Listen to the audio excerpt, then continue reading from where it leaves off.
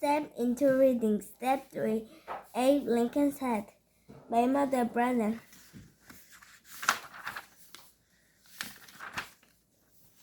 Abe Lincoln didn't have much money, but when he became a lawyer, he wanted to look his best. He bought a long black coat and a tall black hat. Every day, Abe wore his hat to his new job. People noticed the tall man and the tall hat. He was friendly to everyone. When they needed a lawyer, they remembered him. Abe lived in Illinois. His days was mostly wilderness. Then more and more settlers came. They built houses and farms and new towns. Sometimes they didn't get along. They argued over land and animals and money. Lawyers like Abe could help people settle their arguments. They could help people get a fair trial in court. Abe Lincoln was a smart lawyer. People came to him with all kinds of problems. He helped them all, but he had one problem himself. He forgot to answer letters. He forgot where he put the important papers. A good lawyer cannot forget. Abe wanted to be a good lawyer, but he was not a good paper keeper. What could he do? Abe had an idea. His tall hat. He could push letters deep inside it. He could stuff notes into the letter band. When he took off his hat, the papers would remind him what he had to do. The idea worked most of the time. One day, some boys played a trick on Abe. They tied a string across the street. They stung it way up high. Everyone in town could walk under it. Everyone except Abe.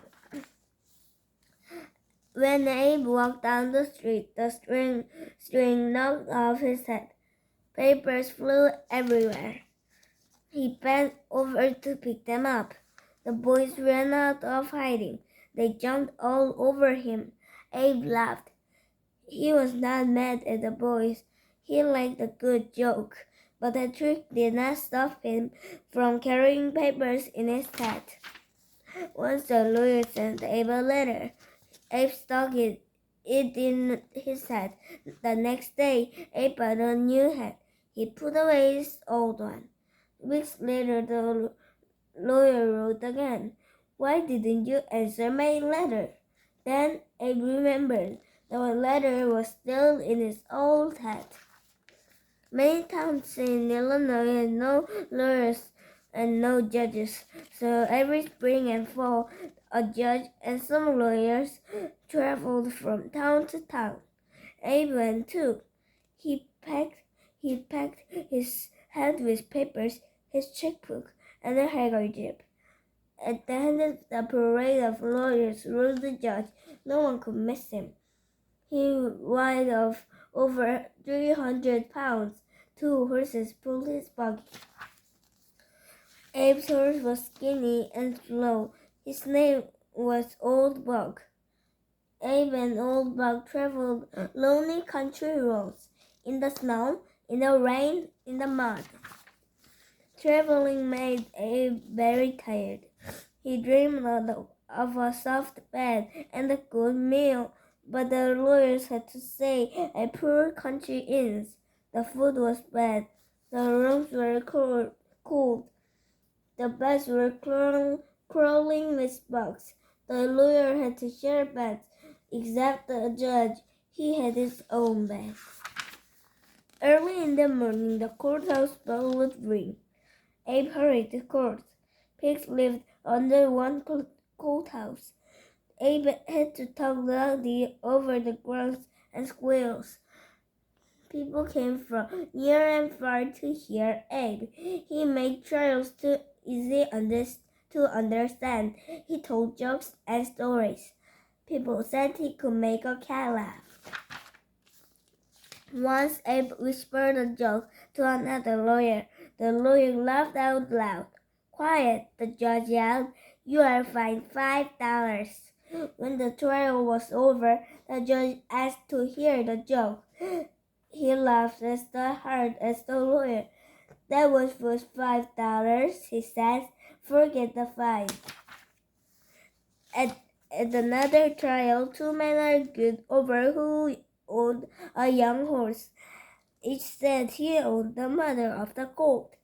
Abe led everyone outside. He put the two grown horses on one side of the lawn. He held the colt on the other side. Then he set the colt free. It headed straight to his real mother. One day, Abe got a letter. It was from Hannah Armstrong. Years before, Abe had lived with their family. Mrs. Armstrong cooked for Abe. She sewed off the holes in his pants. Now she begged Abe for help. Her son Duff was in jail for murder. Abe did not stick this letter in his head. He wrote back right away, "Of course I'll help you." Duff had been in a big fight. It was very dark, but the man says he saw Duff kill someone. Duff said he did not do it.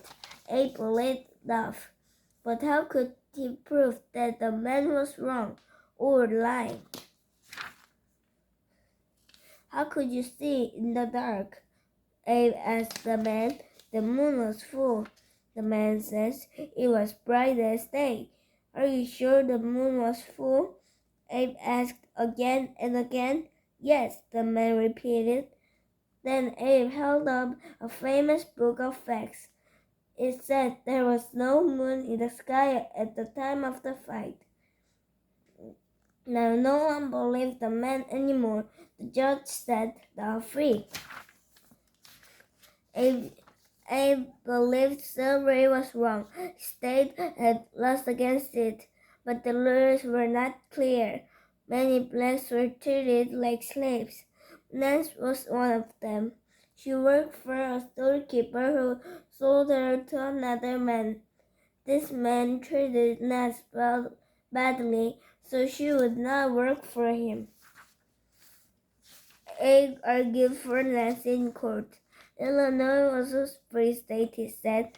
"All these people are free, whatever their color." The judge decided Abe was right. From then on, no one could be bought or sold in Illinois. Abe has saved Nance, but half the states in America still has slaves. In a few years, there would be new states out west. Abe did not want slavery to spread to this state. Abe tried to get elected to a U.S. Senate. If he won, he could make laws to stop slavery. He ran against Stephen Douglas. Douglas argued that each state should decide for itself if it would want slaves. They gave speeches all over Illinois. Thousands of people heard them. Abe lost the election but became famous. In 1860, Abe ran for president.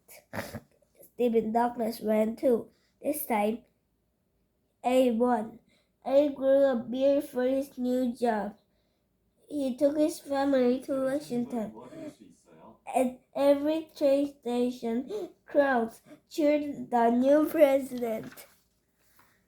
Abe was ready to make his first speech as president. He carried a cane, a tall stick hat, and a speech. He looked for a place to put his head. Stephen Douglas stepped up. "If I can be president," he said, "I can at least hold his head." Abe Lincoln was a great president. He freed the slaves. He worked for fair laws. He helped unite the nation after a long war. But he never changed his ways. He always kept important papers in his tall hat.